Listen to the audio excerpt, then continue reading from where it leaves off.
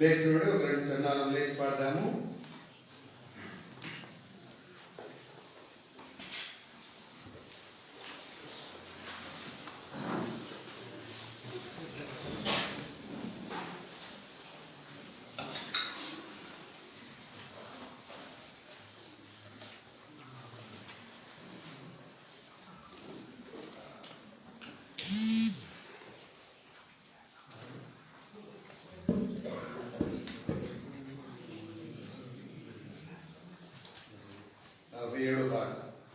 పాఠశాల 47 పాడదాము. సమస్త జనులారా మీరు యెహోవాకు స్తుతికి సముపాడి సంతోషముతో సన్నిధిలో ఉత్సాహితుడి జయమనుచు సంతోషముతో సన్నిధిలో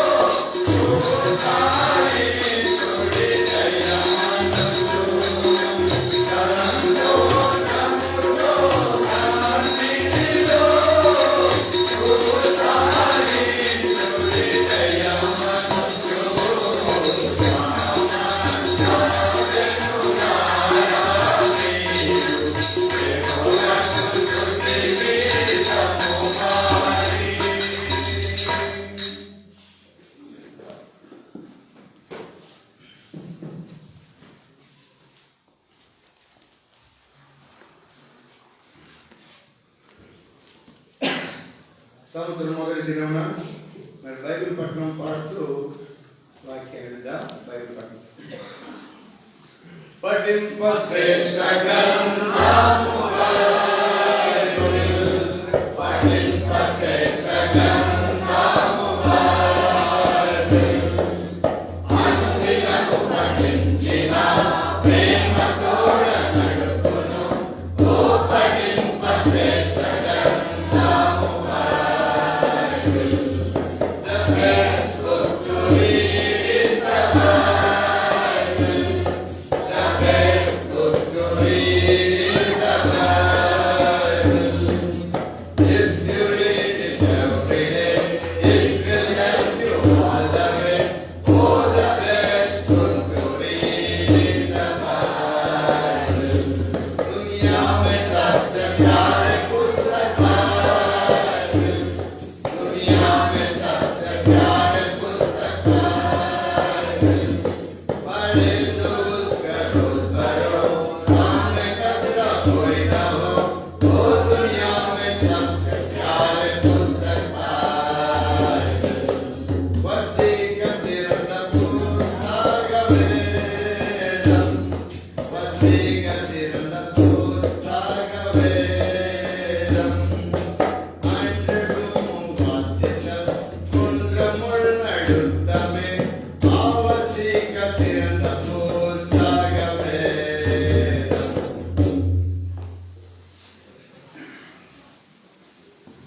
రాత్రి కాలంలో మరి దాదాపుగా 3వ అధ్యాయం అయిపోతుంది. ఈ సమయంలో మరొకసారి దేవుడి వాక్యం విని మరి 4వ అధ్యాయం పడ్డ తర్వాత మనం వాగ్దానం తీసుకుందాం. రండి, మనం ఇందాక చదువుకున్న భాగమే కీర్తన 91. కీర్తన 91. 91 కీర్తన 14 వచనం అందరికి కలిసి చూద్దాం.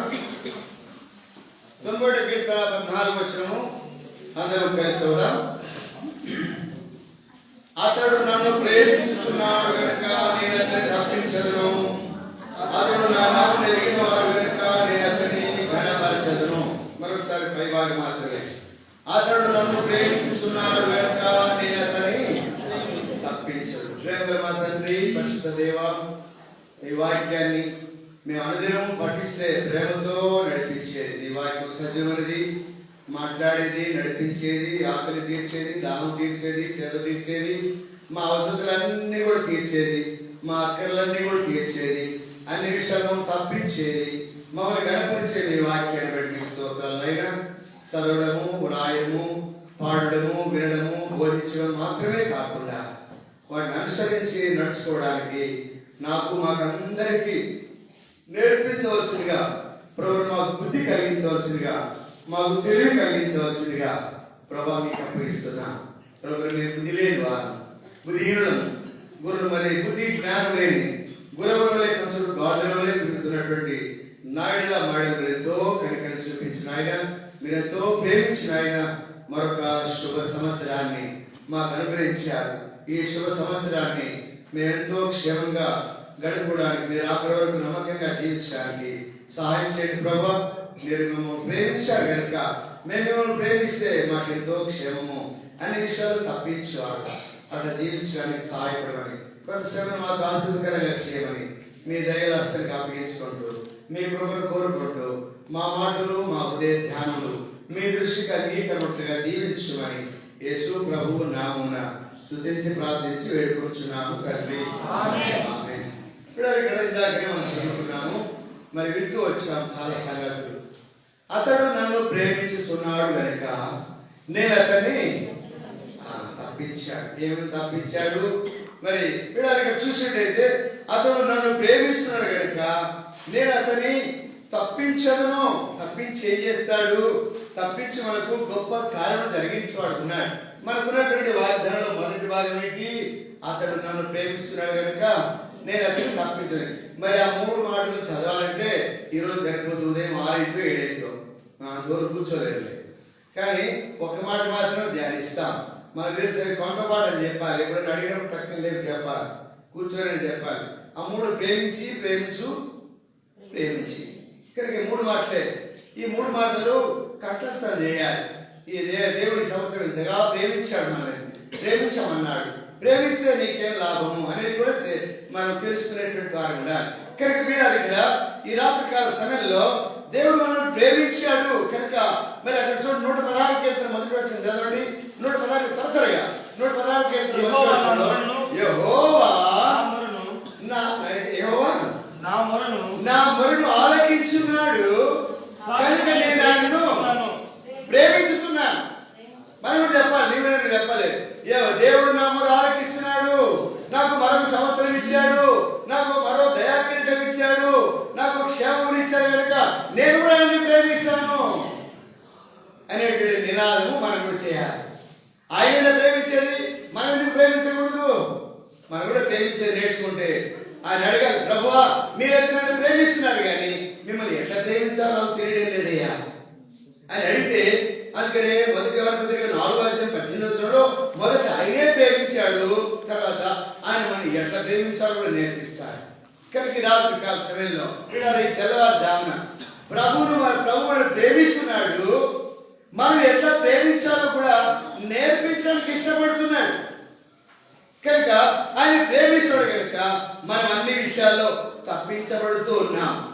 మనం అనుకుంటాం, నాకున్నటువంటి జ్ఞానాన్ని బట్టి, నాకున్నటువంటి మరి ఆయుష్ను నేను కాపాడుకుంటున్నాను అని మనం అనుకునే వారికి ఉంటాం. అయితే దేవుని యొక్క అదృష్ట హస్తం ఆయన మనతో ఉన్నాడు కదా, ఆయన మనలో ఉన్నాడు కదా, ఆయన మీతో ఉండును మీలో ఉండునని యోహాను సువార్త 14:15-16 ఆయన మీతో ఉండును మీలో ఉండు కనుక మనతో ఉన్నాడు, మనలో ఉన్నాడు కనుక మనకు తెలియకుండానే తప్పిస్తూ ఉంటాడు అనేక సార్లు. మొన్న ఆదివారం రాత్రి మా పాపను వదిలిపెట్టడానికి వెళ్తే ఊరకుంటాడుగా సాధారణుడు ఏదో రకంగా బస్సు వచ్చి ఆగింది. దిగిన తర్వాత కార్ అక్కడ పెట్టి అక్కడ సామాన్ పెట్టేసి మళ్ళా వస్తున్నాడు. కార్ దగ్గరికి వస్తుంటే అది స్పీడ్ బ్రేకరు, ఇట్లా ఉండవలసినటువంటి స్పీడ్ బ్రేకర్. నేను మరి ఇట్లా చూడాల్సింది, ఇట్లా చూసుకుంటే ఇట్లా ఎక్కాను. ఎక్కినప్పుడు అమాంతంగా బోర్లు పడ్డా కనుక తప్పించాడు. అయినప్పటికీ మరి శ్రమ నుండి, కష్టం నుండి తప్పించేవాడు ఉన్నాడు. మనం అనుకుంటాం, నా భక్తిని బట్టి, నా శక్తిని బట్టి నేను కాపాడబడ్డాను, నాకేం కాలే అని అనుకుంటాం. దేవుని కష్టం ఆయన దూతలు ఎత్తి పట్టుకుంటారని రాయబడింది. 90 కీర్తనలో ఆయన దూతల్ని ఎత్తి పట్టుకుంటారు అనే సంగతి మనం గ్రహించాలి. కనుక రాత్రికాల సమయంలో ఆయన తప్పించాలంటే ఏం చేయాలి? మనకు తోడై ఉండాలి. అందుకనే మనం చెప్పారు 25వ తారీఖున తోడై ఉండడానికి అర్థం ఏంటి? తోడై ఉంటాడంటే మరి ఇమ్మానుయేలు అనగా భాషాంతరం మనకు తోడై ఉండేవాడు కనుక తోడై ఉండాలి.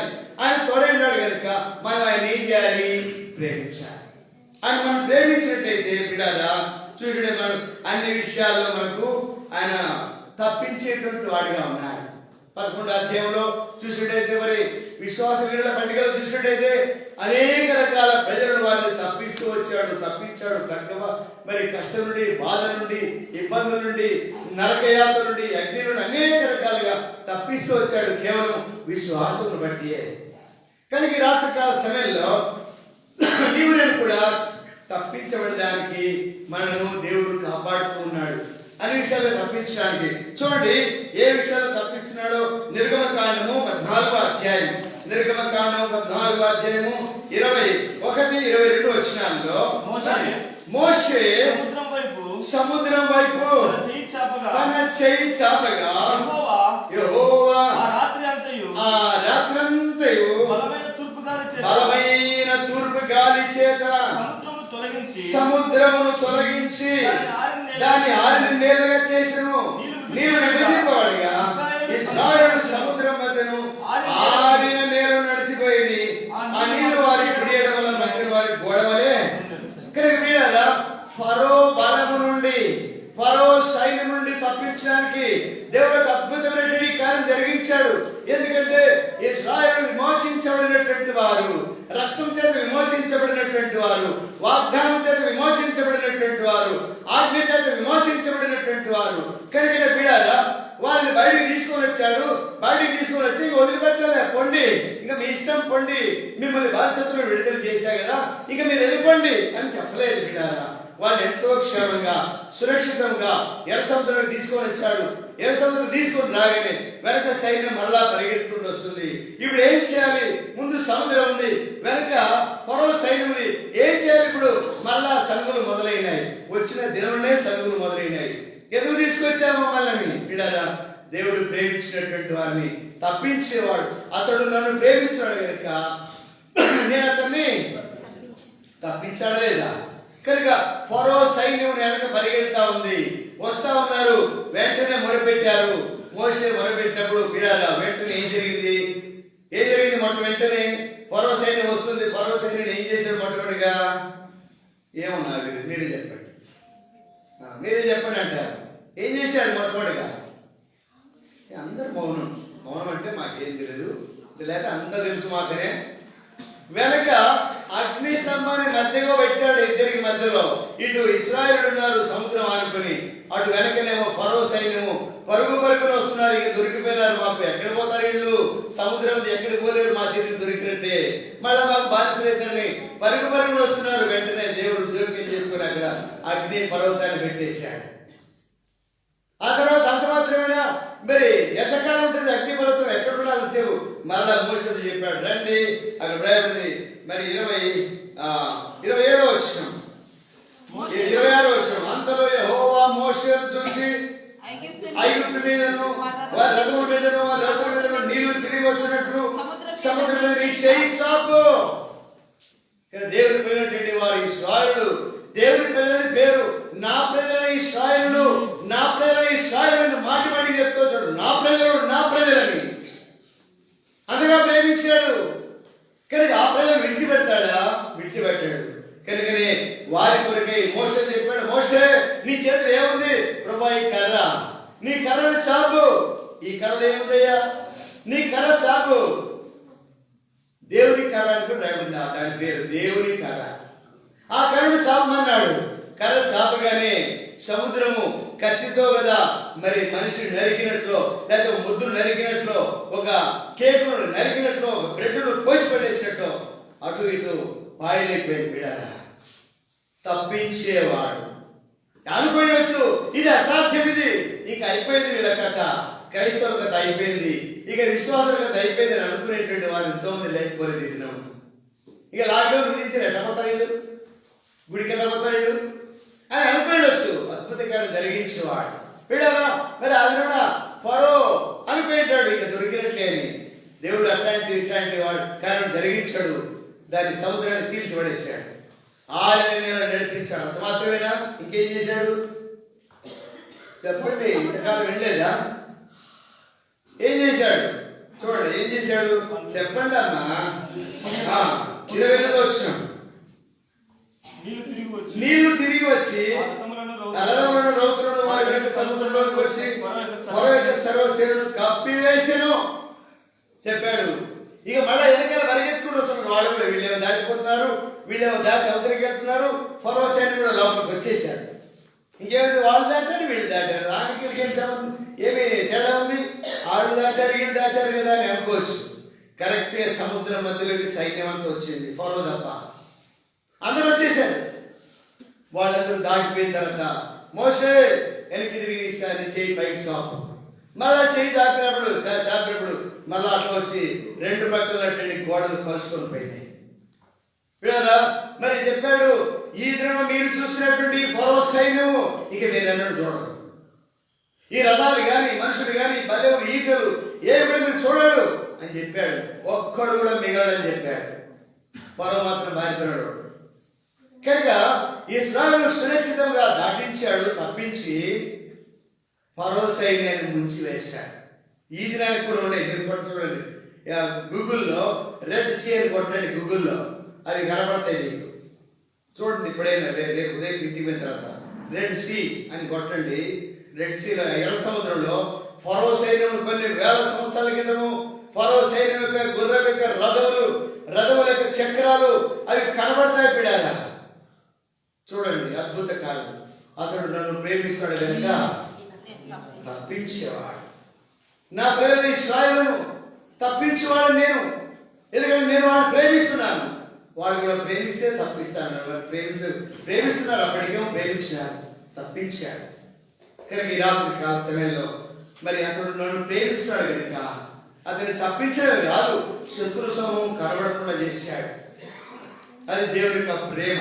రెండవదిగా దానియేలు గ్రంథము 6వ అధ్యాయం 20వ వచనము 21వ వచనంలో చూసినట్టయితే అద్భుతమైనటువంటి దేవుడు దానియేలు గ్రంథము 6వ అధ్యాయము 20-21 వచనాల్లో మరి ఆ సింహపు నోటి నుండి తప్పించినటువంటి దేవుడు. గుహ దగ్గరికి రాగానే దుఃఖ స్వరముతో దానియేలును పిలిచి, దేవుడి సేవకుడు దానియేలు, నిత్యం నీవు సేవిస్తున్న నీ దేవుడు నిన్ను రక్షింపగలిగిన అని అతన్ని అడిగాను. అందుకు దానియేలు, రాజు చిరంజీవి గాక. చూసినట్టయితే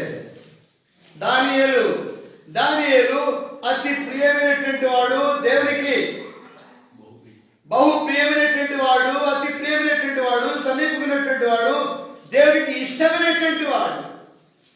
ఇష్టమైన కార్యాలు చేశాడు, ఇష్టమైన ప్రవర్తన కలిగి ఉన్నాడు, దేవునికి ఇష్టమైనటువంటి మాటలు, దేవునికి ఇష్టమైనటువంటి ప్రార్థన, దేవునికి ఇష్టమైనటువంటి మరి తన జీవితాన్ని సమర్పించుకున్నటువంటి వాడుగా చూస్తాం. బిడారా, అతడు నన్ను ప్రేమిస్తున్నాడు కనుక సింహాలు కాదు, ఇంకెలాంటివైనా సరే అటువంటి బలం నుండి మరి తప్పించినటువంటి వాడు, ఖడ్గ బలం నుండి తప్పించిన వాడు, ఫరో సైన్యం నుండి తప్పించినటువంటి వాడు.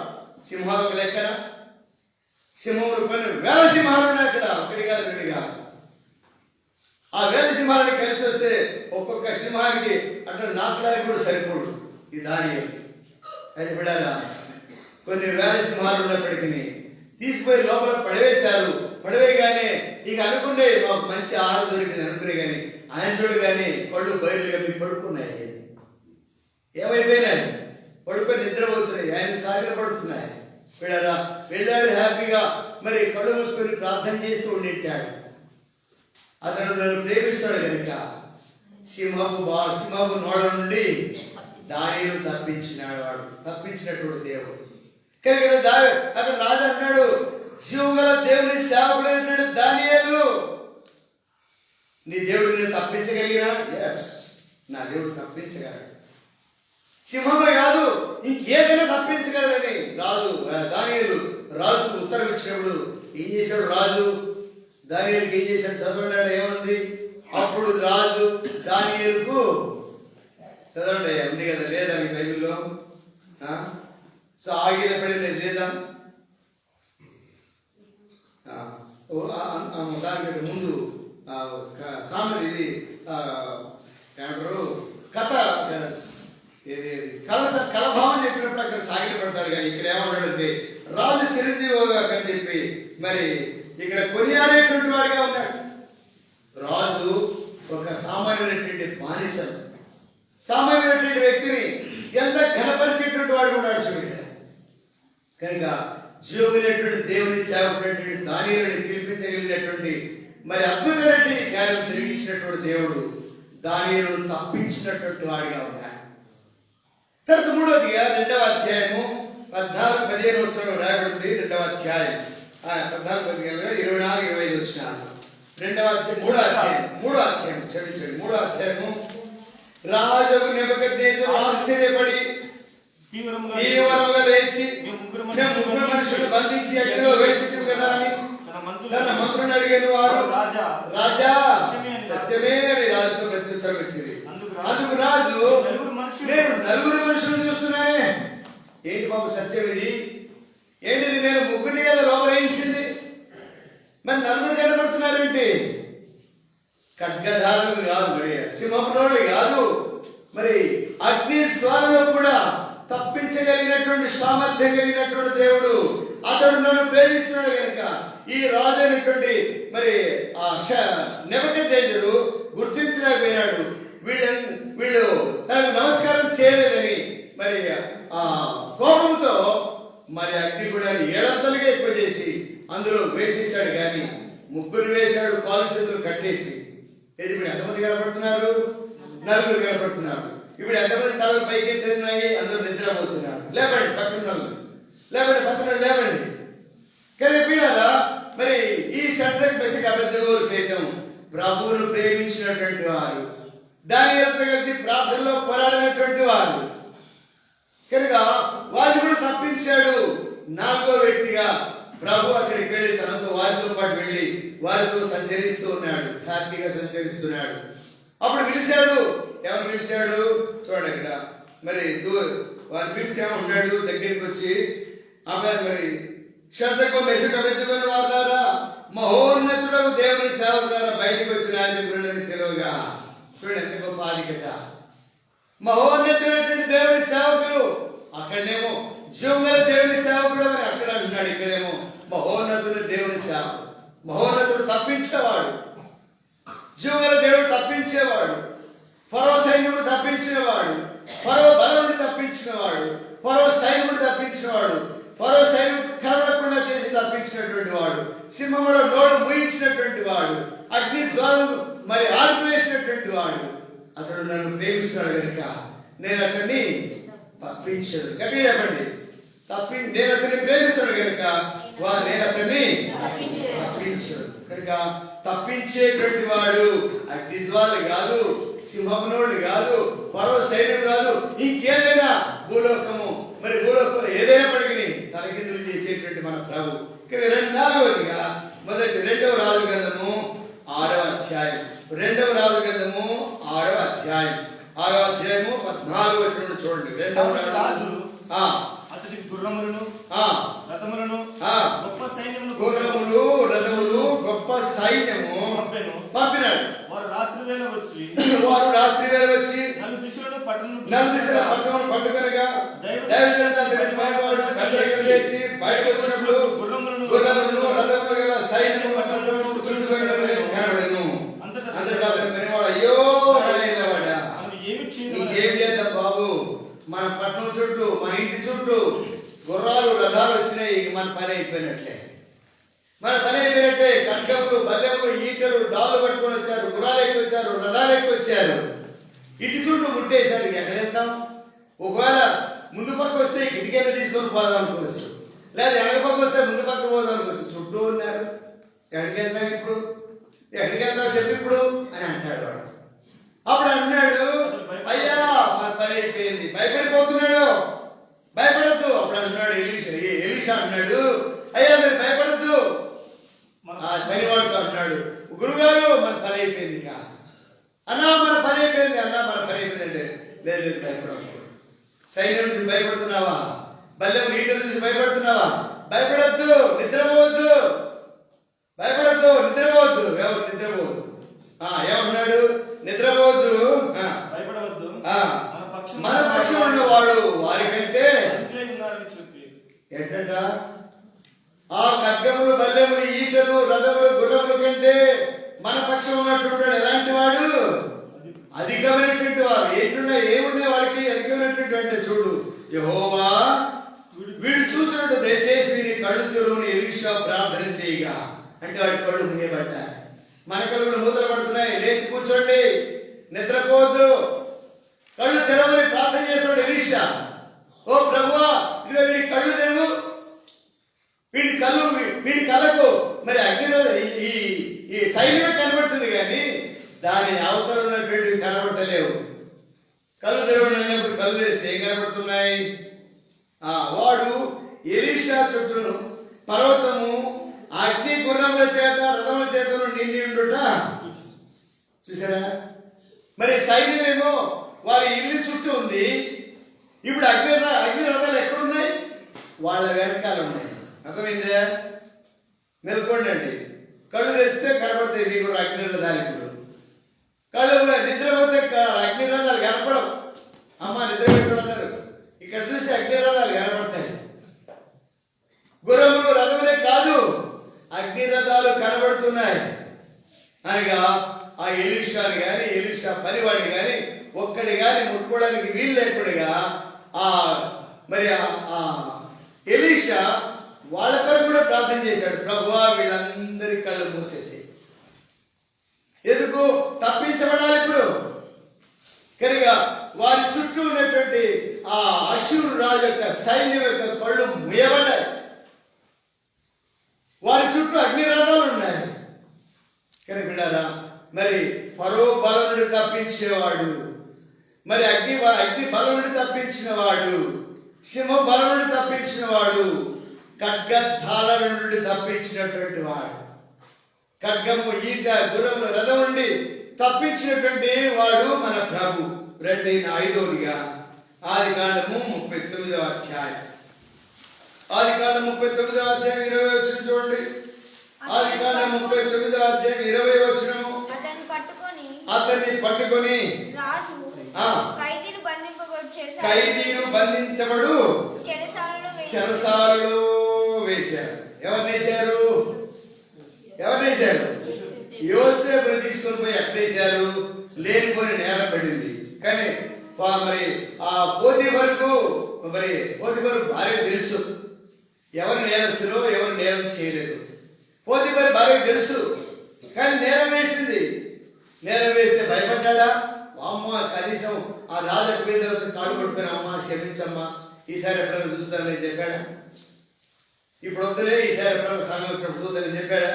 నో కాంప్రమైజ్ కాలే. అప్పుడు మరి తీసుకుపోయి ఏం చేశారు? జైలు వేశారు. జైలు వేస్తే భయపడ్డా? ఎవరైనా అతడు దేవుని ప్రేమించేటువంటి వాడు యోసేపు. అతడు నన్ను ప్రేమిస్తాడు కనుక పోతీఫరు భార్యనే కాదు, పోతీఫరే కాదు, ఆ ఐగుప్తు దేశం అంతా ఏకమైనప్పటికీ యోసేపు ఏం చేయలేదు. కానీ వీళ్ళ యోసేపుని చెరసాల వేస్తే కూడా దేవుడు అక్కడ కూడా తోడైనాడు. తప్పించడానికి సమర్థుడై ఉండి ఎట్లా తప్పించాలి? ఒక అద్భుత కార్యం జరిగించాలి. వారే పిల్లలు ఎవరైతే లోపలేశారో వాళ్ళే వచ్చి తీసుకురావాలి బయటికి. రికమెండేషన్ చేయలే. లేకపోతే కొంతమందిని ఆగస్టు 15వ తారీఖును మరి జనవరి 20వ తారీఖును ఉచితంగా వదిలిపెడుతుంటారే, ఖైదీలను వదిలిపెడతారు కదా కొన్ని సంవత్సరాలు అయిన తర్వాత. అట్లా కూడా కాదు, ఉచితంగా కూడా వదిలిపెట్టలే. ఎట్లా తీసుకొచ్చారు బయటికి? ఆహ్వానంతో తీసుకొచ్చారు. ఓ బాబు త్వరగా రానైనా, త్వరగా రా, రాజే పిలుస్తున్నాడు నిన్ను అని. అప్పుడు తోసేశారు లోపలికి. నువ్వు ఇట్లా చేస్తావా? పోతీఫరు భార్యని నువ్వు ఇట్లా చేస్తావా? అట్లాంటి ఇట్లాంటి అని ఒకవేళ కొట్టింటారు, లోపలేసింటారు, తోసేసింది లోపలికి పోవాలి. ఇప్పుడే ఉన్నారు బ్యాండ్ వేలతో తీసుకొచ్చాడుగా గేటు దగ్గరికి వచ్చి, బాబు నువ్వు రానైనా, అదిగో రాజుగారు పిలుస్తున్నాడు, రండి రావాలంట. ఎంతగానో ఘనమైనటువంటి ఆహ్వానం చూడండి. అతడు నన్ను ప్రేమిస్తున్నాడు కనుక ఇక్కడ చెప్పాలి, నిద్ర పెట్టాలన్నా చెప్పాలి. నేను ఇంత గట్టిగా వస్తున్నాను, రావడం నా టోన్కి ఎక్కువైతుంది. మీదేమో తగ్గిపోయేటట్టుంది, నాదేమో పెరుగుతుంది ఇంకా టోన్. కనుక అతడు నన్ను ప్రేమించుచున్నాడు కనుక నేను అతన్ని తప్పించదను. యోసేపు దేవుని ప్రేమించేవాడు కనుకనే ఎట్లయితే బలవంతంగా దోషేశారో జైల్లోకి, ఎంతో ఆహ్వానంగా పూలు జరుపుకుంటూ వచ్చారేమో, లేకపోతే బ్యాండ్ మేళంతో వచ్చారేమో, బాబు అయ్యగారు పెరుగుతున్నారు, పెద్ద అయ్యగారు పెరుగుతున్నారు అని తీసుకుపోయినారు. బట్టలు పరుచుకుంటూ పోయినారు, పూలు జరుపుకుంటూ పోయినారు, తెలియదు. తీసుకుపోయినారు. ఎక్కడైనా ఏమైంది? చివరికి ఏమైపోయింది?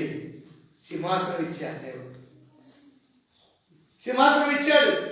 కనుక రాత్రి మరి యోసేపుడు ఆ విధంగా ఖైదీలో ఉంటే కూడా దేవుడు వదిలిపెట్టాను. ఖైదీలు కాబట్టి ఇంకేమని తెలుసు, ఎక్కడ చేసుకో, నేనున్నానుగా, తప్పించేవాడును. ఆ విధంగా యోసేపు యొక్క సత్ప్రవర్తన, మంచి సాక్ష్యము, మంచి మనస్సు, మంచి ప్రేమ కలిగినటువంటి వాడు, కీడు చేయని వాడు, పాపను దూరంగా పారిపోయినటువంటి వాడు కనుకనే దేవుడు అతన్ని తప్పించినటువంటి వాడు ఉన్నాడు. రండి 6వదిగా మరి ఇర్మియా గ్రంథము 20వ అధ్యాయం. ఇర్మియా గ్రంథము 20వ అధ్యాయము 2వ వచనం చూడండి. ప్రవక్త ఇర్మియాను కొట్టి యెహోవా మందిరమందున్న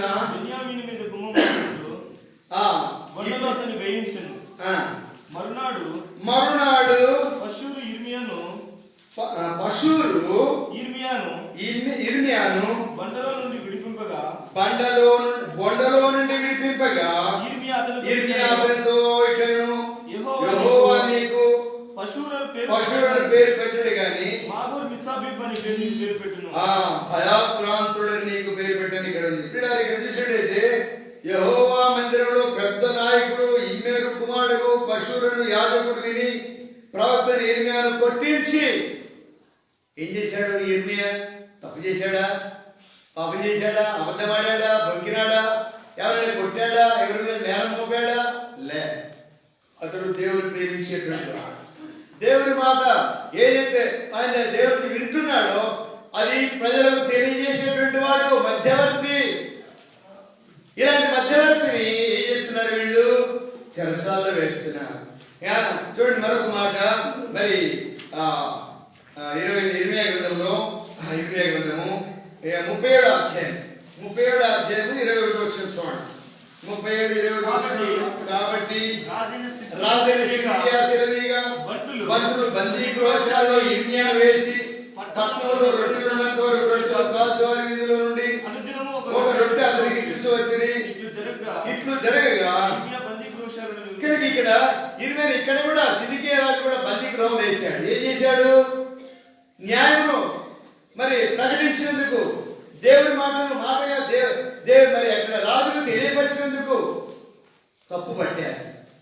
ఉన్నట్టు చెప్తే తప్పు పడుతున్నారు. ఇక్కడ ఇర్మియాను బందీ గృహశాలలో వేసినట్టు చూస్తాం. చూడ మరి 35వ అధ్యాయంలో కూడా ఒక బందీ వేస్తున్నారు. 35వ అధ్యాయం 6వ వచనం 35వ అధ్యాయం 6వ వచనంలో వారు ఇర్మియాను పట్టుకొని కారాగారంలో ఉన్న రాజకుమారుడు మల్కియా గోత్రుని దింపిరి. బురదని గొంతులో దింపారు, బావిలో దింపేశారు. నీళ్ళు బురద ఉంది అక్కడ. కనుక ఇన్ని విధాలుగా హింస పెట్టారు, మరి బాధ పెట్టారు, గోతులు పెట్టారు, అనులేకుండా చేశారు, బంధించినారు. అయినప్పటికీ దేవుడు ఆయన విడిపించిన వాడు ఉన్నాడు. అతడు నన్ను ప్రేమిస్తున్నాడు కనుక అతన్ని తప్పించాడు. ఇర్మియాను తప్పించినటువంటి దేవుడు విడాది రాత్రికాల సమయంలో ఇర్మియానే కాదు వినడాన్ని కూడా తప్పించడానికి సమర్థుడైనటువంటి దేవుడు. మరి ఫరో బలం నుండి తప్పించినటువంటి వాడు ఇశ్రాయేలును మరి అగ్నిలో నుండి తప్పించినాడు షడ్రక్ మెషక్ అబేద్నెగోలను, సింహములో నుండి తప్పించాడు దానియేలును, ఇంకా యోసేపును తప్పించాడు ఖైదీలో, ఎలీషా గెహాజీని తప్పించాడు మరి సైన్యము చేతులు బల్లెం నుండి యుద్ధ మరి రథముల నుండి తప్పించినటువంటి వాడు. ఇర్మియాను తప్పించాడు, ఖైదీలోను గోతిలోను పడవేసినారు. అయితే మరి అక్కడి నుంచి కూడా దేవుడు సురక్షితంగా క్షేమంగా ఇబ్బంది లేకుండా ప్రాణహాని కలగకుండా తప్పించినటువంటి వాడిగా ఉన్నాడు. అతడు నన్ను ప్రేమిస్తున్నాడు కనుక నేను అతన్ని తప్పించదును. రండి అపోస్తలుల కార్యం 16వ అధ్యాయము 28వ వచనం చూడండి. మనకు తెలుసు ఈ సంగతి. కొత్త నిబంధనకు వస్తే మనకు అందరికి తెలిసి అప్పుడు పౌలు నీవు ఏ హాని చేసుకునవద్దు, మేము అందరూ ఇక్కడే ఉన్నాం. చూడండి ఎంత అద్భుతమైన కార్యం జరిగింది. ఎట్లా జరిగింది ఈ కార్యము? ఏమండి ఆ జైలు అధికారి నెమ్మదిగా ఉండడానికి కారణం ఏంటి? ఏంటి కారణం చెప్పండి. జైల్లో వేయగల వాళ్ళు ఏం చేశారు? ఏడ్చుకుంటూ కూర్చొని వాళ్ళని తిట్టుకుంటూ వీళ్ళని తిట్టుకుంటూ కొట్టినోడిని చెరసాలలో వేసినోడిని అధికారిని అందరూ తిట్టుకుంటూ కూర్చున్నారా? వాళ్ళు కీర్తనలు పాడుతున్నారు, ప్రభువును స్తుతిస్తూ ఉన్నారు. ఎందుకు? వారిని ప్రేమించిన ప్రభువును ఒకవేళ అట్లా అనుకోవచ్చు, మేము ఇంతగా ప్రయాసపడుతుంటే మాకు ఇన్ని కష్టాలు వచ్చాయని ప్రభువును దూషించలేదు, ప్రభువును తిట్టుకోలే, లేకపోతే కొట్టిన వాళ్ళని తిట్టుకోలే, దేశం తిట్టుకోలే. ఎవరికి ఏమి హాని చేయకుండా ప్రభువును స్తుతించడం నేర్చుకున్నారు. ఆ మధ్యరాత్రి పౌరుషులు పాటలు పాడుతున్నారు, కీర్తనలు పాడుతున్నారు, ప్రార్థన చేస్తా ఉన్నారు, ప్రభువును స్తుతిస్తా ఉన్నారు. కనుకనే వారు ప్రభువును ప్రేమించకపోతే పాటలు పాడతారా? ప్రభువును ప్రేమించకపోతే కీర్తనలు పాడతారా? ప్రభువును ప్రేమించకపోతే ప్రభువును స్తుతిస్తారా? వారు ప్రభువును ప్రేమిస్తున్నారు. కనుకనే వారు ఉన్నటువంటి ఆ చెరసాలంతా కూడా కదిలిపోయింది. జల్లెడ కదా జల్లించినట్టు ఎట్లా ఉందో అట్లా జల్లించబడింది. చెరసాల పునాదులు కదులుతున్నాయి. వారికి ఉన్నటువంటి బొండలు బిగించబడినటువంటి అనేవి ఊడిపోయినాయి. విడారా వాళ్ళందరూ అక్కడే ఉన్నారు. ఈ కథలను చూసి నిద్రపోయినటువంటి అధికారి ఉలిక్కిపడి లేచాడు. బాబు ఎవరు లేపినట్టుంది, పడుకుంటే లేపినట్టుంది. లేరా బాబు లేరా. లేచి చూసినప్పుడు కదా, లేచి చూస్తే ఏంటి తలుపులు తెలుసుకున్నాయి. ఏంటి మరి చీకటి ఉంటే వెళ్తూ వచ్చిందేంటి? ఆశ్చర్యపోయాడు. కారణం వారు దేవుని ప్రేమిస్తున్న వాళ్ళని తప్పించినవాడు. ఇప్పుడు ఏమైంది? బలవంతంగా తోసినాడు. ఇప్పుడు అదే దేవుని అధికారి కొట్టుకుంటూ తోసినాడు లోపలికి. పోతారా లేదు లోపలికి? ఇప్పుడు ఏం చేసినాడు? లోపలికి వెళ్ళి మరి మౌనంగా భయంతో వణుకుతో వెళ్ళి వాళ్ళని మౌనంగా ఆహ్వానించి ఇంటికి తీసుకెళ్ళాడు. ఎంత అద్భుత కార్యము! ఇంటికి తీసుకెళ్ళి వాళ్ళ గాయాలు కడిగి వాళ్ళకి పరామర్శ చేసి వాళ్ళకి నీళ్ళు ఇచ్చి వాళ్ళకి అన్నం పెట్టి ఆ రాత్రిలో అమలు చేస్తే వాళ్ళు ఏం చేశారు? ప్రభు గురించి తెలియజేశారు. అప్పుడు వాళ్ళు బాధపడుచు పొందారు. వాళ్ళ ఇంటి వారందరూ కూడా. ఎంత గొప్ప ఆశ్చర్యం! వారు ప్రభుని ప్రేమిస్తున్నారు, వారిని పంపించినవారు. కనుక మనకి ఇచ్చినటువంటి సార్వత్రిక సంఘం మనవునికి కాదు, మరి కర్మేలు మందిరానికి కాదు, యావత్ దేశానికి అంతా కూడా ప్రేమించే వారి కొరకై ఇచ్చినటువంటి ఆ యొక్క వాగ్దానం. ప్రామిస్ అది. ప్రభు అన్నాడు, నీవు నన్ను ప్రేమించు, నేను నిన్ను ప్రేమిస్తా. నీవు నా ఎదురుకు వస్తే నేను నీ ఎదురుకు వస్తా. అతను నన్ను ప్రేమిస్తాడు కనుక అతను తప్పిస్తా. నీవు నన్ను ప్రేమిస్తే అని ఎక్కడుంది అన్నమాట? సామెతలు 8:17 చదువు. సామెతలు 8:17 ఏముంది? నన్ను ప్రేమించు అని, నన్ను ప్రేమించు వారిని నేను ప్రేమించుచున్నాను. నేను కూడా ప్రేమిస్తా. నన్ను ప్రేమిస్తే నేను నిన్ను కూడా ప్రేమిస్తా. విడారా, ఎంత అద్భుతమైనటువంటి మాట! మనం ప్రభుని ప్రేమించడం అంటే లేదా ఆదివారం నాడు వచ్చి గబా వచ్చి ప్రార్థన అయిపోయేటప్పుడు వస్తారు కొంతమంది, బల్లేసేటప్పుడు వస్తారు కొంతమంది, సందే ఇచ్చినప్పుడు వస్తారు. ఇక్కడ సందే పెట్టే నిండదని దాని కొరకు వచ్చిన వాళ్ళు ఉంటారు. వేసిపోదాం, మనం ఇస్తేనే కదా వాళ్ళు బతికేదని. విడారా, అది కాదు ప్రభుని ప్రేమించడం అంటే. పూర్తిగా ప్రారంభం నుండి ముగించేంత వరకు కూడా ప్రయత్నించాలి.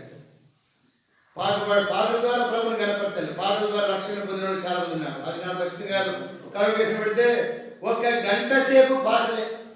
నమ్ముతారా?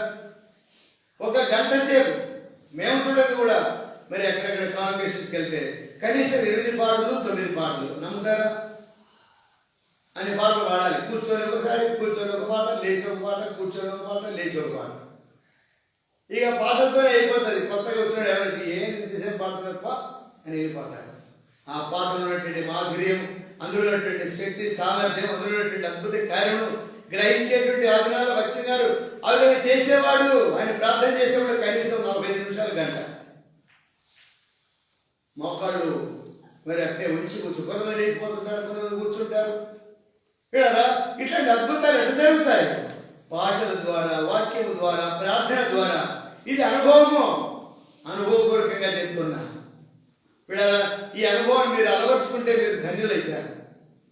ఊరికి ఆదివారం వస్తేనే కాదు, ఈరోజు వాగ్దానాల కొరకు వచ్చేది కాదు.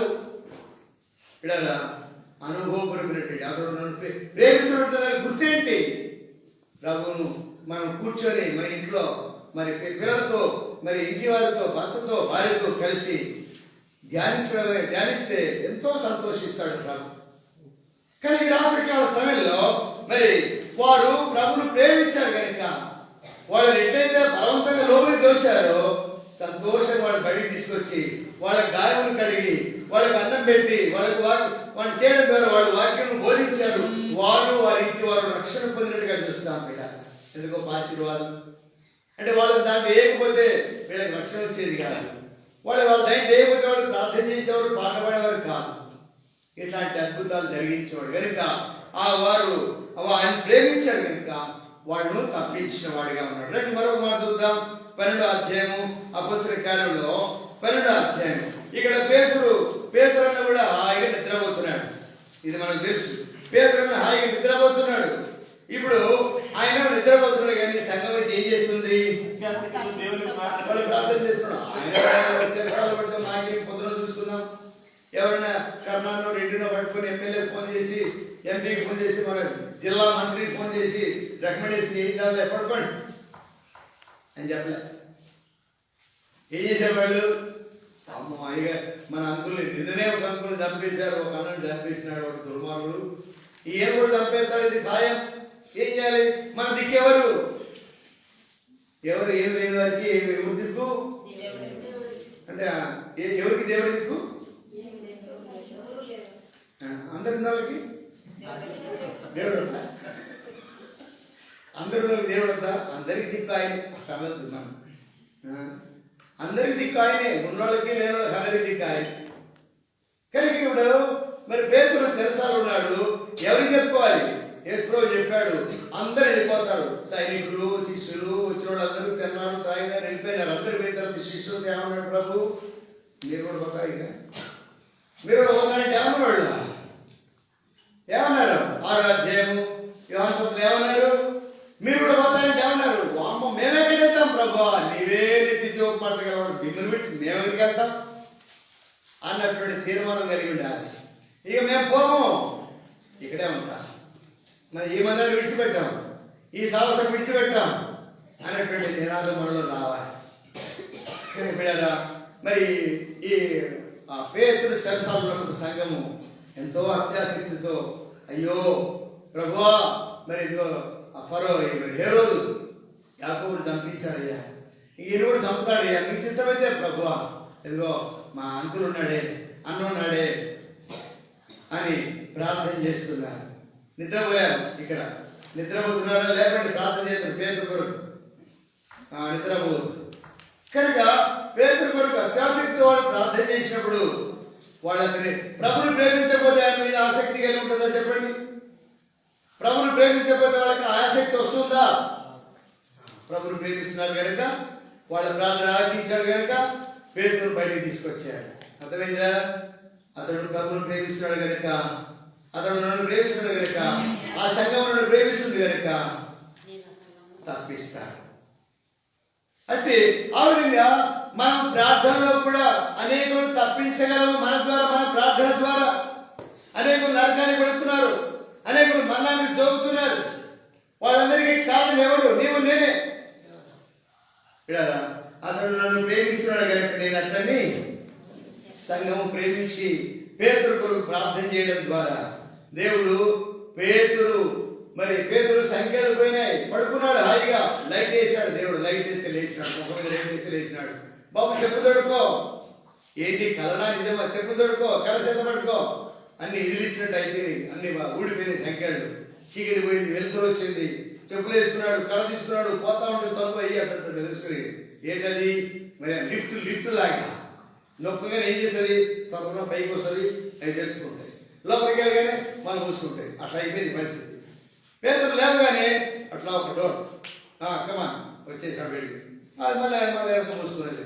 మళ్ళీ ఇంకొక తలుపు దగ్గరికి వెళ్ళాడు, తెలుసుకున్నది, బయటికి వెళ్ళాడు, మళ్ళీ ఈ తలుపు కూడా మూసుకున్నది. మూడో తలుపు కూడా అట్లా తెలుసుకున్నది. బయటికి వెళ్ళి చూస్తే తలుపులు వేసే ఉంది. సరే కూర్చో. మూడో తలుపు కూడా తెలిసిన తర్వాత ఏంటిది? కలడా నిజమా? నిజమే. తప్పించేవాడు కాపాడేవాడు. కనుక ఈ రాత్రి మరి చెరసాలలో బంధకాలు కాదు, ఇక ఏమైనా సరే మనం తప్పించాడు, బంధకాలు తప్పించాడు, అన్ని తప్పించాడు. చివరిగా ఇంకో మాట్లాడుతుంది. మరి మొదటి సమయ గ్రంథము 19వ అధ్యాయం, 9-10 వచనాలు చూడండి. మొదటి సమయ గ్రంథము 19వ అధ్యాయం 9 వచనాలు, యెహోవా యొద్ద నుండి దురాత్మ సౌలు మీదకి వచ్చెను. సౌలు ఈట చేత పట్టుకుని ఇంట కూర్చుండెను. దావీదు సితారా వాయించుండగా సౌలు ఒకే దెబ్బతో దావీదును గోడకు కొడుతున్న తాత్పర్యం తగిలి ఈట విసిరను. దావీదు అతడు తప్పించుకొని పోయినందున ఈట గోడకు నాటగా ఆ రాత్రి తప్పించుకొని. ఎవరు తప్పించారు? ఇది భోజనాలు పిలిచి అల్లుడిని ఏం చేస్తున్నాడు? ఎదురుగా కూర్చోబెట్టుకొని, సొంత అల్లుడిని ఎదురుగా కూర్చోబెట్టుకొని ఏం చేస్తున్నాడు? తినే కాడ కూడా బెల్లం పెట్టుకున్నాడు. ఆయన మహానుభావుడు. తినే కాడ కూడా ఆయన ప్రొటెక్షన్.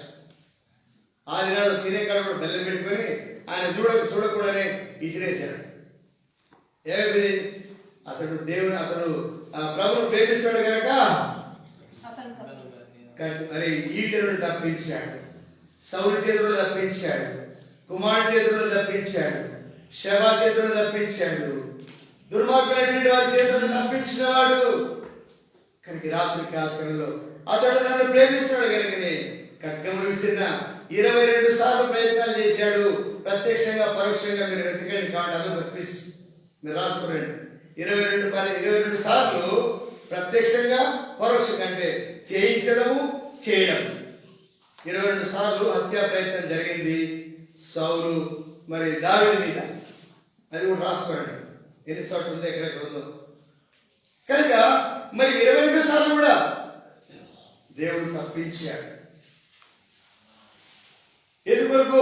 అతడు దేవుడికి అనుకూలంగా ఉన్నాడు. అన్నింటిలో కూడా పొరపాట్లు ఉన్నాయి, పాపం చేశాడు, అయితే దాన్ని రెక్టిఫై చేసుకున్నాడు. ఇక మళ్ళా పాపంలో పడిపోలేదు. ఎంతమంది దూషించినా, ఎంతమంది తరిమినా, ఎంతమంది చేత అనిపించుకున్నా ప్రభువు మాత్రం విడిచిపెట్టలేదు. అట్టి స్థితిలో ఉన్నాడు. కనుకనే అతడు నన్ను ప్రేమిస్తాడు కనుక నేను అతన్ని తప్పించదును సౌలు చేతిలో నుండి, ఇంకా అనేకుల చేతిలో నుండి, అంతకంటే ముందు గొలియాతు చేతిలో నుండి కూడా తప్పించిన వాడు ఆ ప్రభువే. తర్వాత చివరిగా చూసినట్లయితే 1 కొరింథీ పత్రిక 2వ అధ్యాయము తప్పించి ఏం చేస్తున్నాడు? 2వ అధ్యాయం 9వ వచనం. ఇందును గూర్చి దేవుడు తన్ను ప్రేమించు వారి కొరకై ఏమి సిద్ధపరచును అవి కంటికి కనబడవు, చెవికి వినబడలేదు. ఇప్పుడు చెప్పినటువంటి సంగతులు అన్నింటిలోకి చాలా సంగతులు ఉన్నాయి. అవన్నీ ఎదిగి రావడానికి మరి సమయం లేదు నాకు ఈరోజు, కానీ చెప్పడానికి కూడా కుదరలేదు. ఇంకా చాలా మందిని తప్పించినాడు దేవుడు. వాళ్ళందరి లిస్ట్ రాసుకొని వస్తే తెల్లారి 5 6 అవుతుంది. విడరా అతడు నన్ను ప్రేమిస్తున్నాడు కనుక నేను అతన్ని తప్పించదను. అయితే ఇంతవరకు చెప్పినటువంటి ఈ సంగతులన్నింటిలో కూడా దేవుడు వారిని తప్పిస్తాడని అనుకున్నారా, లేక ఎవరి కోసం తప్పిస్తాడు అనుకున్నారా? ఏమండి, ఎవరి కోసం తప్పిస్తాడు అని అనుకున్నాడు ఎవరన్నా? చెప్పండి. అట్లా అనుకోలేదు. వాడుకు కష్టం వచ్చిందని తెలుసు. అయితే కొంతమంది మాత్రం, కొన్ని పరిస్థితులు మాత్రం దేవుడు ఉన్నాడు, ఆయన ఇష్టమైతే సరిపోదా, ఆయనకి ఇష్టమైతే ఆయన ఇష్టం వచ్చినట్టు చేయలేదు, దేవుడికి అప్పగించుకున్నారు. ఆ విధంగా వాడిని తప్పించిన వాడు ఉన్నాడు. కనుకనే ఏమి సిద్ధపరిచినాడో అది కంటికి కనబడలేదు, చెవికి వినబడలేదని రాయబడింది. పిడారా ఈ రాత్రి కాల సమయంలో మరి 2వ మరి వాగ్దానం మరి ఏం సిద్ధపరిచినాడు అనే దాని గురించి మరి ప్రభుత్వ మరోసారి చూద్దాం. ఏం సిద్ధపరిచినాడు అనేటువంటిది, ఎవరెవరికి ఏం సిద్ధపరిచినాడు ఆయన ప్రేమించడం ద్వారా తప్పించేవాడు కాకుండా వాళ్ళ కొరకు ఏం సిద్ధపరిచినాడో మరి ఊహించుకొని ఒకవేళ మీరు సిద్ధపడి రండి. మరి ప్రభుత్వ ఒకసారి అడుగుతారు ఏం సిద్ధపరిచినాడో, మరి దాని గురించి ఎవరెవరికి ఏం సిద్ధపరిచినాడు అనేటువంటి దాని గురించి మనం ధ్యానిస్తాము తర్వాత ప్రభు చిత్తమైతే. దాని తర్వాత మనకు వాగ్దానం ఇచ్చాడు. భయభక్తులు కలిగినటువంటి వారు ఎట్లుంటారంట? క్షేమము, తప్పించబడుతున్నారు, హెచ్చించబడుతున్నారు, క్షేమంగా ఉంటొస్తున్నారు. చూడండి ఎట్లా ఎలాంటి ప్యాటర్న్ చూడండి. ఆయన ప్రేమించేటువంటి వారు తప్పిస్తున్నాడు, తర్వాత ఆయన ప్రేమించేటువంటి వారికి సిద్ధపరిచినటువంటి వాడు ఉన్నాడు, ఆయన ప్రేమించేటువంటి వారు తప్పించేటువంటి వాడు ఉన్నాడు, క్షేమమును అనుగ్రహించేటువంటి వాడు ఉన్నాడు. కానీ రాత్రి ఈ మొదటి దినమున ఈ సంవత్సరం ప్రభు నిన్ను కూడా ప్రేమించి అనేక విషయాల్లో ప్రతిదినటువంటి బాధ నుండి, కష్టం నుండి తప్పించాడు. పిల్లరా, మన బలం మన శక్తిని బట్టి కాదు, కానీ దేవుడు తను ప్రేమించినటువంటి వారిని నిజముగా నీవు ప్రేమిస్తున్నట్టయితే ఆయన ఆజ్ఞలు గైకొని ఎప్పుడైనా ఆయన ప్రేమించేది నేర్చుకో, ఆయన మందిరాన్ని ప్రేమించేది నేర్చుకో, సనుక్కోకుండా ఉండేది నేర్చుకో. నన్ను పిలిస్తే నా పేరు చెప్తే వస్తా, లేకపోతే నేను ఊడవనికి రాను, వాడనికి రాను, పాత్రలు గడగడానికి రాను అని రాసుకోండి ఇంట్లో.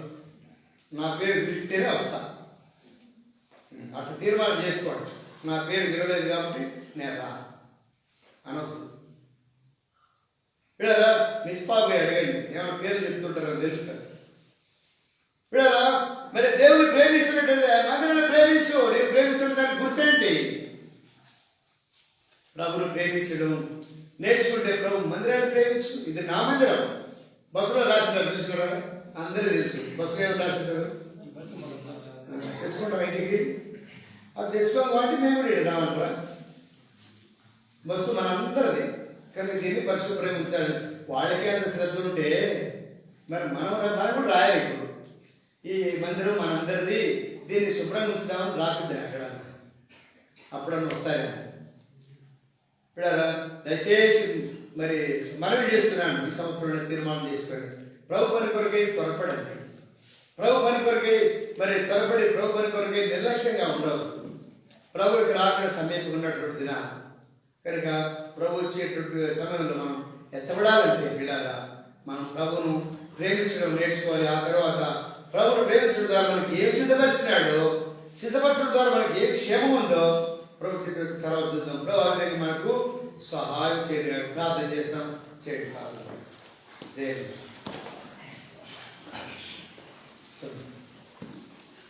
పరిశుద్ధమైన తండ్రి యేసయ్యా నీ స్తోత్రాలు నాయనా.